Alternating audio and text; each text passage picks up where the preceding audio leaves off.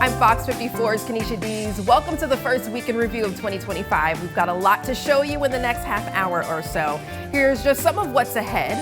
Losing out on Lotto, a $1.2 billion Mega Millions jackpot brought many Alabama players across state lines. What will it take to get an Alabama lottery bill passed? Made in the shade, Alabama A&M makes its choice for a new head football coach in Sam Shade. Our sports team discusses the new hire. And hello 2025, we'll take a look back at New Year's Eve festivities and New Year's Day plunges, all coming up next. The top story this week, 2024 ends with a tornado hitting the heart of downtown Athens. 2025 begins with an all-hands-on-deck cleanup effort. Let's start with the visit from Fox 54 Weather Impact Chief Meteorologist Jordan Dressman, who joins us now. Jordan, what are the facts about last weekend's tornado? Yeah, Kenesha, this was the only confirmed tornado associated with a line of showers and thunderstorms that moved through the Tennessee Valley late Saturday, December 28th, and then into the earliest hours of Sunday morning. Relatively speaking, it was a small tornado. It occurred between 11:15 and 11:20. It was an EF1 tornado with maximum winds of 100 miles per hour. Now, it had a maximum width of 160 yards and then a path length of just 3.87 miles. But what was interesting about this tornado is where it actually touched down in the city of Athens. Because the tornado touched down in downtown Athens, despite its small size, it actually did a significant amount of damage. Kenesha? Thank you, Jordan. Now let's see our team coverage of the tornado and its immediate and long-range impacts on the Athens community.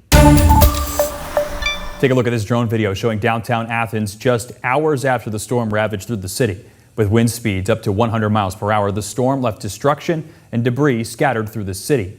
And more drone video taken this morning really shows just how battered the downtown district is, with many of its historic buildings and main streets torn up and littered with storm damage. A late night turned into an early morning in Limestone County, Seat City, as cleanup is underway.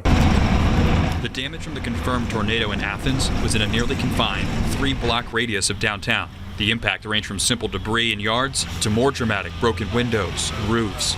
Response came early, and public works departments were on the scene by 2 a.m. Here's a look at the Limestone County Courthouse around 2 a.m. compared to how it looked just about 10 hours later. Mayor Ronnie Marks called the whole thing a heartbreaking situation. The good thing is, thank God, we had nobody that was injured or no deaths.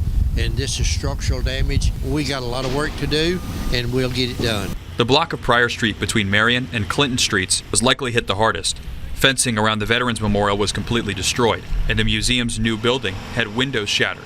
Workers estimated the roof of the old depot building is 3/4 gone, and the old military helicopter on display was dropped into a neighbor's driveway. I'm an old Vietnam veteran, so it's heartbreaking to see what's done here. But again, thank God we didn't have any injuries or deaths. Solace can be taken in the fact that there was only structural damage, and everyday folks came out to help. Former Limestone County Commissioner Jason Black sparked the grill up and made lunch for anyone who wanted it. I've lived here 55 years. I've lived here my whole life. Even though we're growing, we're still small enough to help each other. So as long as you help your neighbors and help the community that you live in, that goes a long way. Trees can be planted back, buildings can be put back up, but we didn't have any fatalities and no severe injuries, and that's what it's all about.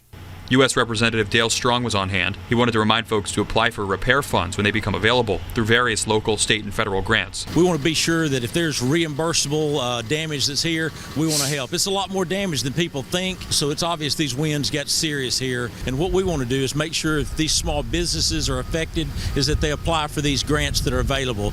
This is what it's for. Marks is optimistic that damaged areas will become operable in the next few days. A lot of things to recover from. Still got about 1,500 people out of power, something like that, but they're fast working, and hopefully if we can get this line here restored here on Pryor Street, that we'll have the power back on by late afternoon.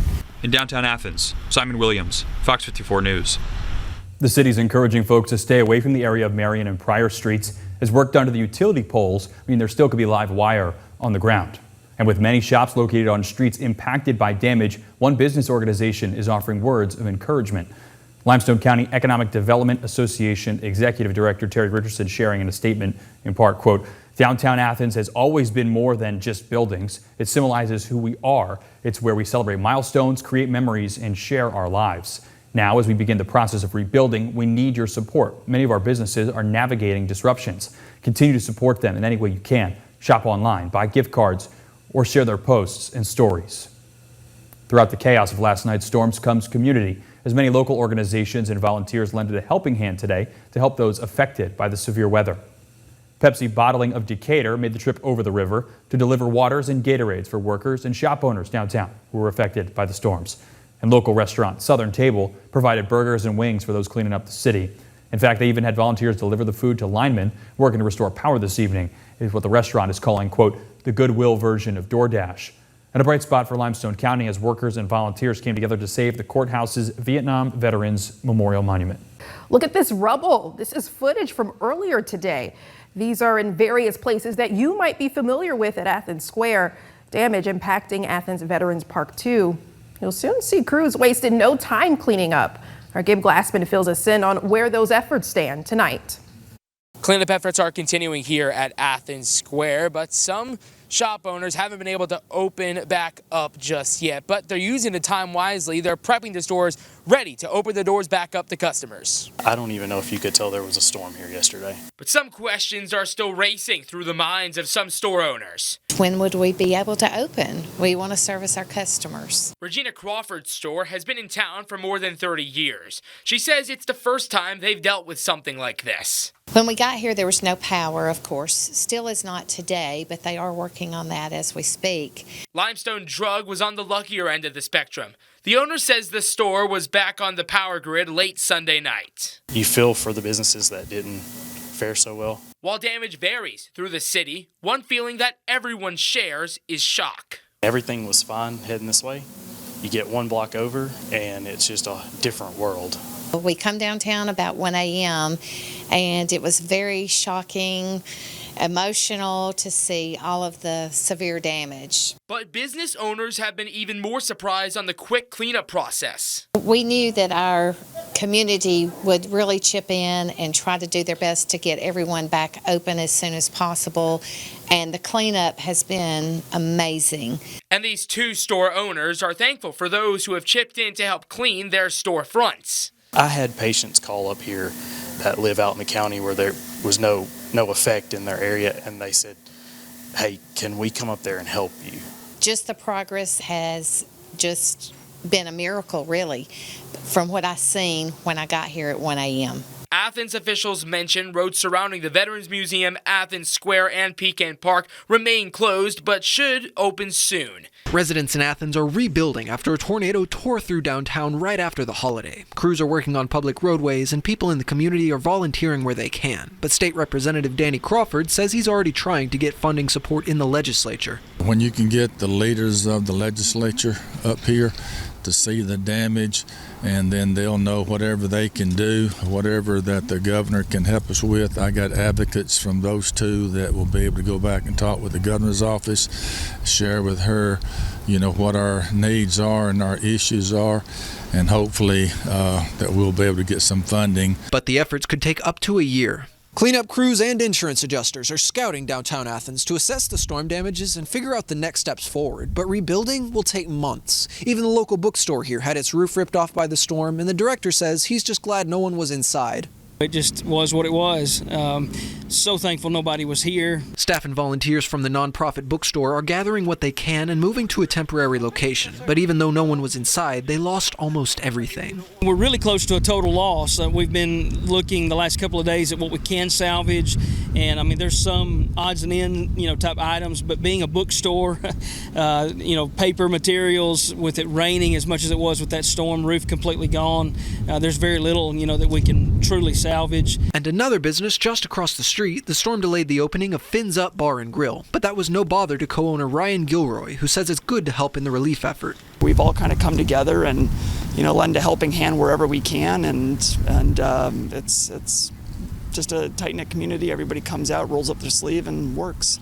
City and state officials say they're still assessing the damage from the storm. At the heart of Athens Square lies the Limestone County Courthouse. But Limestone County Chairman Colin Daly says the storm made no delays to court proceedings. All the offices were back open the next morning, right after, just like everything was normal. We operated normal hours. The court system itself, they didn't have any court scheduled till after the first of the year. However, the building didn't come out of the storm without damage. The debris hit the courthouse mostly. We got some roof damage. The dome on top had some damage. We've got 3 or 4 broke out windows, but it's just some doors that go under there, and it blowed all those doors out, and we've got that temporarily blocked off. Daly says those doors can take anywhere from 8 to 10 weeks to be replaced. It's the building that took the most damage of any building the county owns. We had 3 or 4 buildings had some damage, but it was the most. Another focus, a tower of water and Gatorade, which sat next to us. Most of that was a donation from the Pepsi family. City of Athens Mayor Ronnie Marks mentions this pile was a lot taller when it was first accepted. It was much larger. It was piled up to about your head with Gatorade and water. But this donation is a fraction of the generosity the city received. Volunteers have been amazing. They got in, hit the ground, boots on the ground, and like I said, I had calls from all over the state with mayors and their staff that was willing to help. Officials say they don't have an exact dollar amount of damage totals at this time. In Athens, Gabe Glassman, FOX54 News.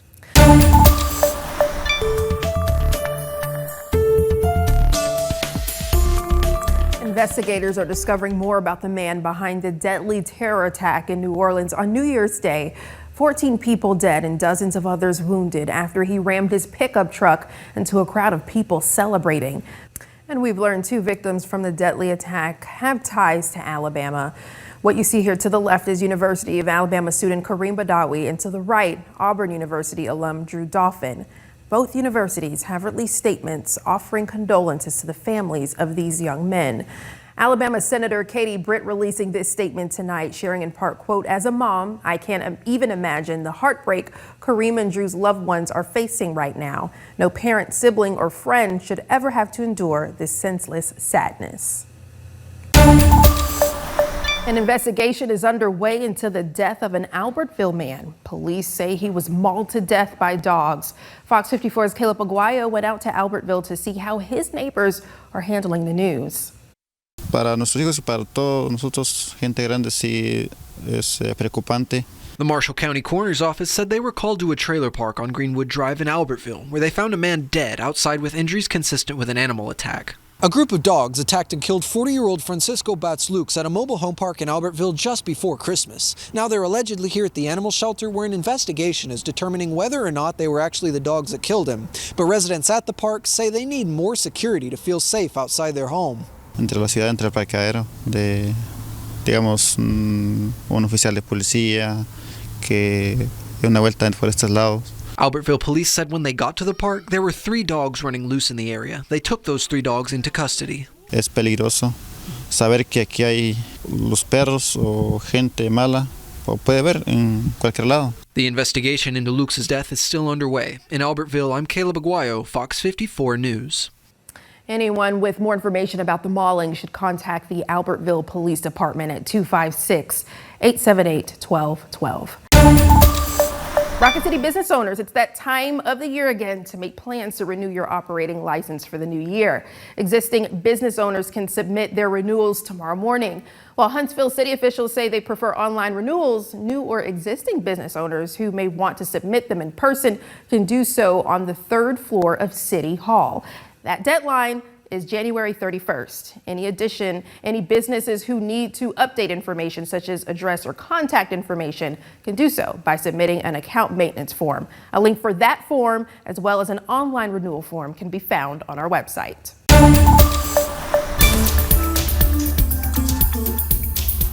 Tonight, we hear from Pro Tem-elect State Senator Garland Gudger of Coleman. He replaces State Senator Greg Reed. Reed just started a new position on Governor Kay Ivey's team today as Senior Advisor to Workforce Transformation.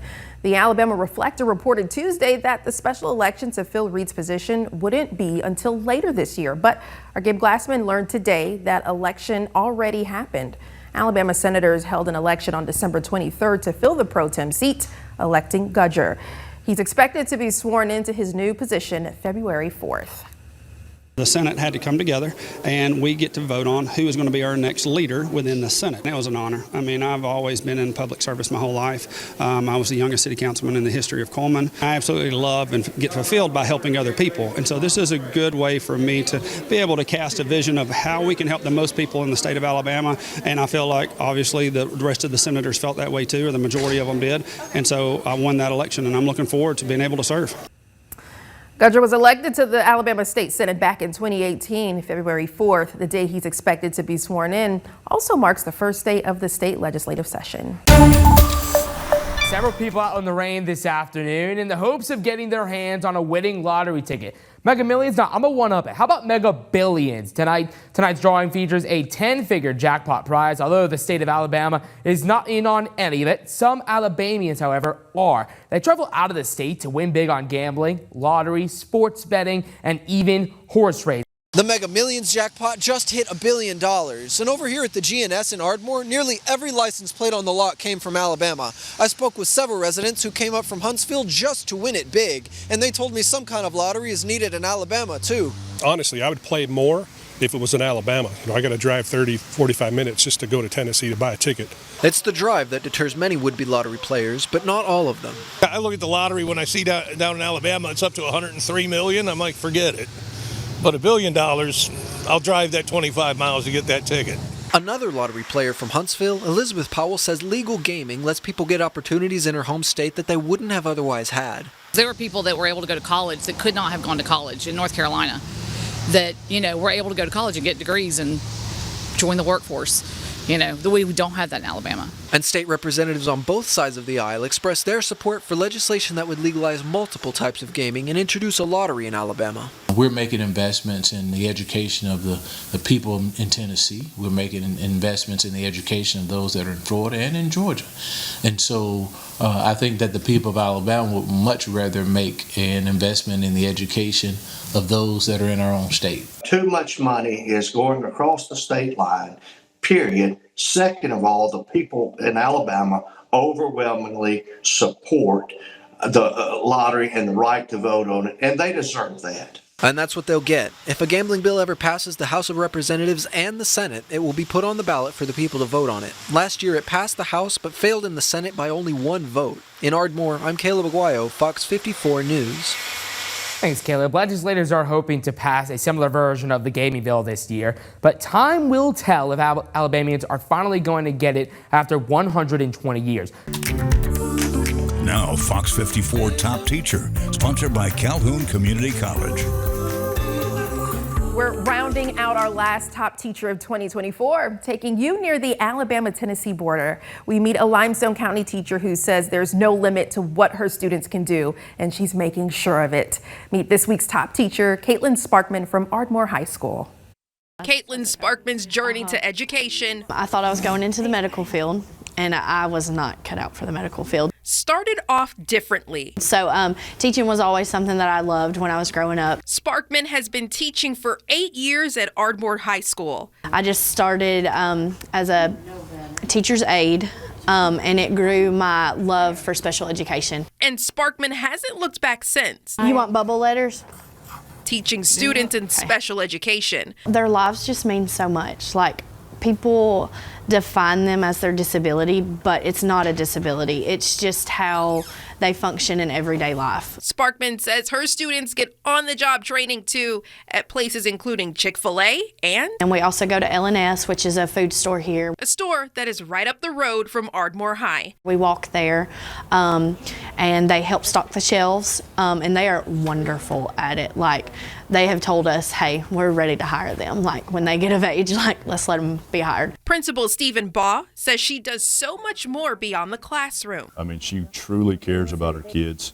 Not only, the curriculum that we have for them, but she's taken them to ball games to perform baseball games, basketball games. They go out and do real world things to get, on-the-job training. So she's magnificent at what she does.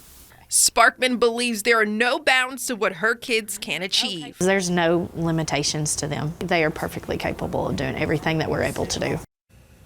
Wow, well deserved. Congratulations, Caitlin. Check out the moment she was surprised as top teacher and her full interview. It's a web exclusive on 54+. Be sure to also nominate a teacher on fox54.com.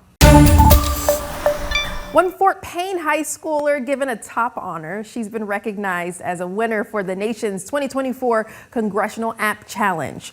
The winner, 9th grade student Nandini Patel, created and coded an app called Choicebound. Her app guides students toward their ideal career paths and college choices through a fun and engaging questionnaire. Congressman Robert Adderholt shares this app was selected for its innovative design and potential to positively impact users of all ages. Patel showing how choice-bound works through her demonstration. Take a look. We'll choose math and art. Accounting. Maybe a bachelor's degree. Outdoors, out of school, and in public. Maybe lead and stay organized and multitask, for example. Yeah, that's very cool and interactive. Patel will join other Congressional App Challenge winners to the House of Code celebration in Washington, D.C. later this year. Congrats to her. Her app will be displayed in the U.S. Capitol along with the other winning apps. A spot for dogs to splash and play is on the verge of shutting down. It's called Dog Splash. You may have heard of it. It's an indoor swimming pool for pups in Huntsville, but as FOX54's Gabe Glassman tells us, the owners say the very new attraction could close into the new year. We bought this business in January of 2024, and this past year was the most successful year that Dog Splash has had. But on the one-year anniversary of taking ownership of Dog Splash, a big decision looms for owner Caleb Ballou. We're just not able to keep on going. These dog pools are on the brink of closing. To see it go would just be such a loss to our community and to my dog. But the reasoning behind the potential closure has nothing to do with the success or his love of the business. I didn't take a paycheck the entire year, and that's personally put my wife and my personal finances into a bind. A big factor for this small business, rising costs and everyday uses. A box of chlorine that we use once a month, is almost $200 now. There were a couple of reasons which led to the decision of taking ownership. One, to help the dog community, but then also to be a profitable business, right? So we need both to work. Due to not seeing any money come in for him, the decision becomes a tough question. Dog owners in the area have shown up in support of Caleb and the space. Chrissy Baribeau started bringing her canine for rehab purposes. Having a place to go for physical therapy, to get the legs moving and still keep the weight off of it has been phenomenal. Catherine Calvo describes her puppy as an Energizer bunny, but they don't like the usual walk. It's a safe haven for my dog. It's the place he comes. He's comfortable here. And dog owners like Calvo can't describe in words what she would do without Dog Splash. It's not something my dog can live without, and truthfully, I've never seen him happier than when he's here. To me, this is life. This is what I do every day. Ballou tells me the community has shown up in the last week and believes there's potential for more success in 2025. In Huntsville, Gabe Glassman, FOX54 News. A very unique way for dogs to stay fit. Well, a GoFundMe has been set up for Dog Splash. The link can be found on our website. Caleb Ballou tells us if they don't reach their goal of $85,000, all of the proceeds will go back into the pockets of the donors. 27 days following the departure of Connell Maynor, Alabama A&M has named its next head football coach, the 22nd in program history. Sam Shade, who led Miles to the Division II playoffs this season, is coming to the Hill. Shade brings a bevy of in-state play and coaching experiences at A&M. He is a Birmingham native and played collegiately at the University of Alabama, where he was a part of the 1992 National Championship winning team. Shade played for the Bengals and Redskins in the NFL before turning coach in the 2000s. He led Pinson Valley to an AHSAA state title in 2020, and he was named the head coach at Miles College in 2022. Shade had a record of 18-15 with those Golden Bears, taking the team from 1-9 in 22 to an SAIC and first-round playoff winning team in 2024. Alabama A&M Athletic Director Dr. Paul Bryant told FOX54, that a formal introduction can be expected in 2 weeks. Bryant made the official announcement of Shade's hiring on the From the Hill podcast. Let's take a listen. He rebuilt that program and to a perennial champion. And so we're excited to have him here. The hold on in the state of Alabama is what sold us as well. He has vast resources where he recruits all across the state, and he has connections everywhere. And I think that's what really sold Shade to A&M, his vast resources, his ability to recruit in state. He's won at many levels. National championship as a player, 8 seasons in the NFL, And then, of course, he's won a state championship as a coach and a conference champion at the D2 level. Your initial thoughts on the hiring of Sam Shade? When a high-profile college coaching position, typically football, basketball, but some schools have their own sport that is their primary sport. But when those high-profile jobs open, an athletic director has to make a choice. Am I going to hire a guy who I want to maintain a standard or elevate to the next level? In this case, I think it's the latter, because this guy has won every level that he's been at. Amateurs, youth, professional. He's been in a variety of roles in that way as a player and a coach, head coach, assistant coach, different positions. That Alabama A&M wants to take that next step. Connell Maynor did a whole lot of good in his tenure. One of the more successful coaches in the modern era of A&M football. They just were never able to take the next step. That, I think, is Sam Shade, that is what he is tasked with, and as far as he has demonstrated, he has the ability to do. Yeah, I think like we talked about, the in-state recruiting, check the box. But Brian also talked about on the From the Hill podcast, HBCU coaching experience and winning as an HBCU coach. Not just winning, of course, he won an HBCU conference, but then he won a playoff game too, before losing to Valdosta State this year. And I think that checked multiple boxes maybe in one. Yeah, it's really hard to compare coaching positions, even across the FCS, to HBCU jobs. There's just a different feel to them. Budget restraints is maybe the primary factor, but there is a cultural fit. You need to know what it's like to coach at HBCU, and certainly Sam Shade does. He's done it, and he's done it well.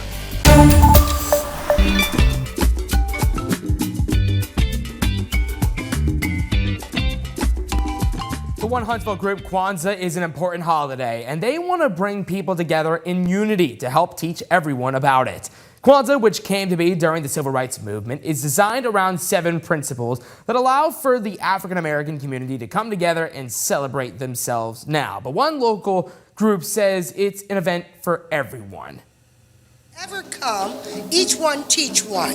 So that's what we're about, education, so that we can understand Kwanzaa better. As the Kwanzaa Pan-African Association of North Alabama held their annual Kwanzaa event, a sense of unity was in the air.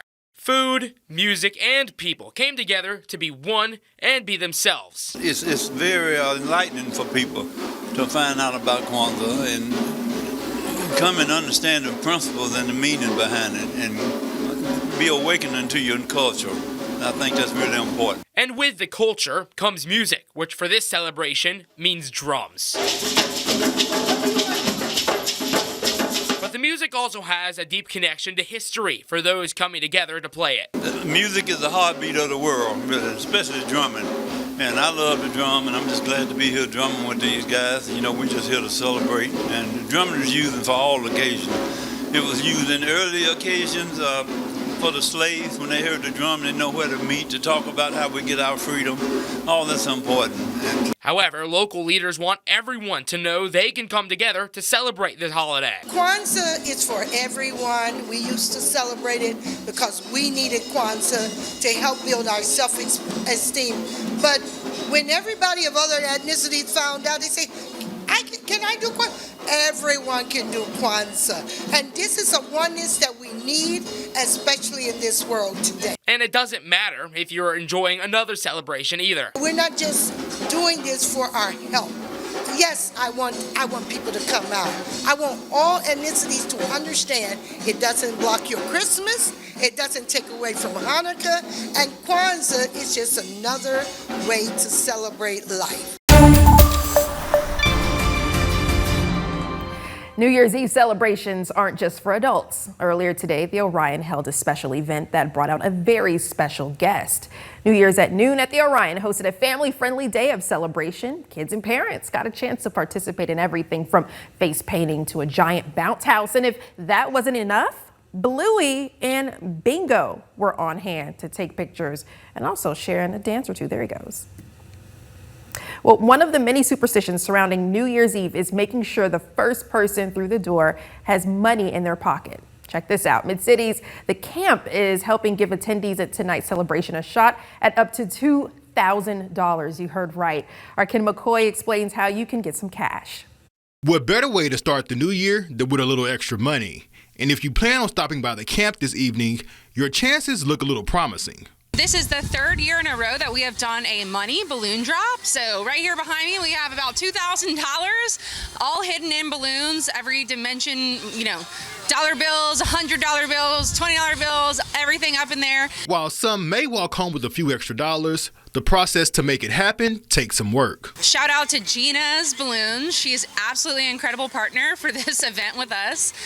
So really, you know, we have got it down to a little bit of a science with her, and she's just incredible. So she does all the blowing up over there. So she should get the real credit. Cody Morgan with the camp says tonight's events give those who are looking for a more casual alternative or celebration a place to unwind. I think the best part about the camp and what people look forward to for New Year's Eve is it's casual. You know, a lot of people are kind of over the putting high heels on or a tux and going out and spending a ton of money. Here you can relax, dress down, come here, maybe even walk away with a little bit of money. And while hundreds of people trying to get their hands on a winning balloon may seem chaotic, safety is always a priority. We give a nice big speech right before we drop the balloons and really just remind people it's about fun. It's not something that, you know, we want people to be elbowing each other for. It's all in good fun. We come here to have a good time. So we really ask everybody who does come out to keep that in mind. And Happy New Year to you and Happy New Year to everybody here. And hey, don't worry, I got my celebration on, I got my hat on here, and just not just these festivities on my head, but it's also festivities here at the camp. I'm joined by camp operator Cody Morgan. Cody, thank you for joining us. There's a lot going on. Break it down for me. What's happening here? Yeah, absolutely. This is the third year we are doing our annual balloon drop. We have $2,000 in balloons a little bit behind me, so we are super pumped, and some amazing live music tonight. $2,000 balloon drop. That's enough for me to come back here after this. But talk to me about, you know, being able, you know, talk about being able to just kind of provide this experience for a bunch of people in the area. Yeah, you know, I think what's important to us is really making sure that we provide kind of a casual, you know, New Year's Eve night. A lot of people are, you know, kind of tired of dressing up and going to spend all the money. So we want you to, you know, go laid back, come here, maybe win a little bit of money, be safe going home, and just have a good, chill night. And the weather's nice. It feels great outside. We got plenty of heaters if you do get cold, but we are set, ready to go. Hanukkah to everyone. We're lighting the menorah tonight. Is the seventh night of Hanukkah. Just a little background of what Hanukkah is all about. What Hanukkah is about.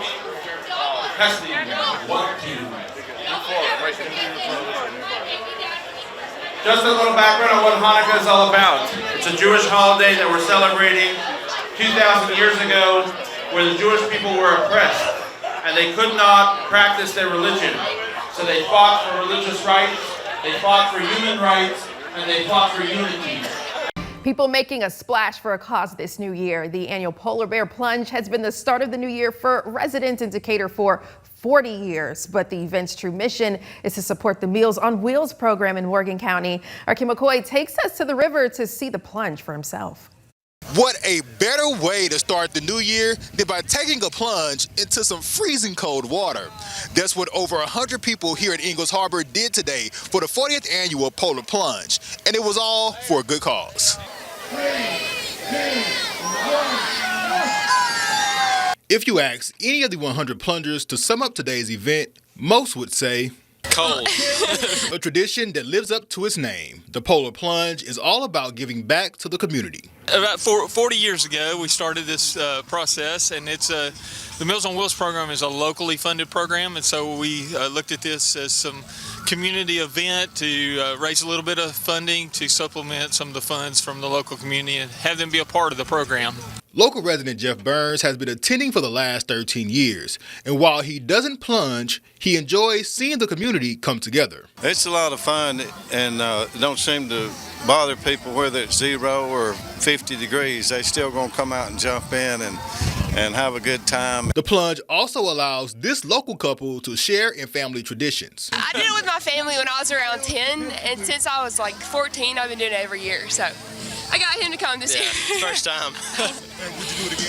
Oh yeah. CEO Tim Thrasher has enjoyed seeing the event grow over the years. Well, I've been CEO for about 7 years, and over that 7-year period, I've seen it grow. It depends on the weather a lot. If the colder it is, the fewer we have jump.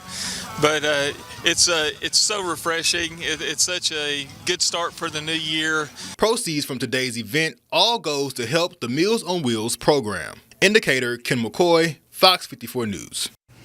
Wow, some brave souls there. Community Action Partnership of North Alabama shares they're always looking for volunteers. If you're interested in lending a hand, details on how to get involved are on fox54.com. After waiting more than 38 hours, North Alabama Medical Center in Florence rang in the new year with its first bundle of joy. Meet Evelyn Ray Butler, born this afternoon to parents Brandon and Carly, her older sister Ella, who was also born there by her side. Evelyn is a preemie and joins a new social generation, Generation Beta. Congratulations to the Butler family.